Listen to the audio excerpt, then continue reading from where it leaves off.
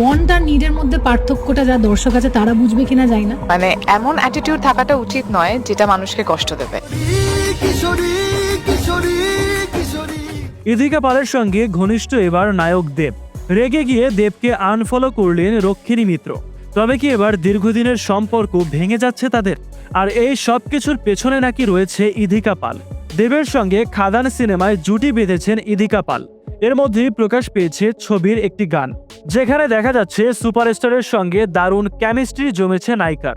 অনেকের মতে ইধিকার হাত ধরেই সেই আগের দেবকে ফিরে পেয়েছেন তারা। তবে গুঞ্জন উঠেছে পর্দার আড়ালেও নাকি একে অন্যের মনে দোলা দিচ্ছেন, আর সেই কারণেই নাকি রুক্মিণীর সঙ্গে সম্পর্কে ফাটল। আর যেই ইধিকাকে নিয়ে এত কিছু, সেই ইধিকাকে 3 বছর আগেও সিরিয়ালে দেখা যেত। সিরিয়ালের মাধ্যমেই হাতেখড়ি হয়েছিল এই নায়িকার। তবে এই ইধিকাকে সিরিয়াল থেকে উঠিয়ে নায়িকা করে গড়ে তোলার পেছনে অবদান রয়েছে বাংলাদেশের সুপারস্টার শাকিব খানের।